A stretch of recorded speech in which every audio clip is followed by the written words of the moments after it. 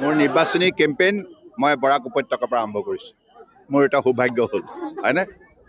সদায় মই অন্তৰ পৰা কওঁ বৰাক ব্ৰহ্মপুত্ৰ পাহাৰ ভৈয়াম। আমি মিলাপ্ৰীতি থকাৰ কাৰণে যোৱা 10 বছৰ আমাৰ কিমান বিকাশ যাত্ৰাত আমি সফলতা অৰ্জন কৰিলোঁ। আৰু দুয়োটা উপত্যকাই আজি সমান্তৰালভাৱে উন্নয়নৰ ক্ষেত্ৰত আগবাঢ়ি আহিছে, হয়নে?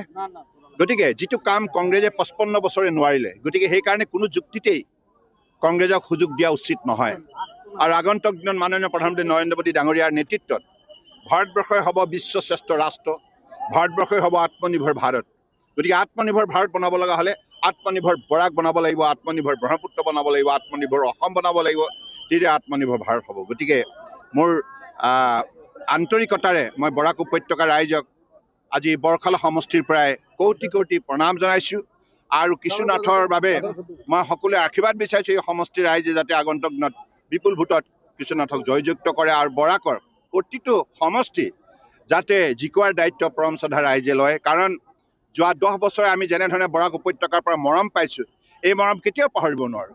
আৰু সেইকাৰণে ইয়াত মিনি ছেক্ৰেটেৰীটো গঢ় লৈ উঠিছে। বৰাক নদীখনক এতিয়া আন্তঃৰাষ্ট্ৰীয় নদী হিচাপে আজি গঢ় দিয়াৰ ক্ষেত্ৰত মাননীয় প্ৰধানমন্ত্ৰী ডাঙৰীয়াই যিখিনি আন্তৰিকতাৰে সহযোগিতা আগবঢ়াইছে, এই কথা আমি কেতিয়াও অস্বীকাৰ কৰিব নোৱাৰোঁ। আৰু বৰাকত আজি আপুনি যিটো যাতায়াত ব্যৱস্থা, আজি গুৱাহাটীলৈ 4 ঘণ্টাৰ ভিতৰত 5 ঘণ্টাৰ ভিতৰত যাতে যাব পাৰে শিলচৰৰ পৰা, ইয়াৰ বাবে 22 কোটি টকাৰ আজি যেনেধৰণে প্ৰকল্প আজি মাননীয় প্ৰধানমন্ত্ৰী ডাঙৰীয়াত শুভাৰম্ভণি কৰিছে। গতিকে ইয়াৰ পৰাই প্ৰমাণ যে বিজেপিয়ে সদায় উন্নয়নক বিশ্বাস কৰে, শান্তিক বিশ্বাস কৰে, সমন্বয়ক বিশ্বাস কৰে।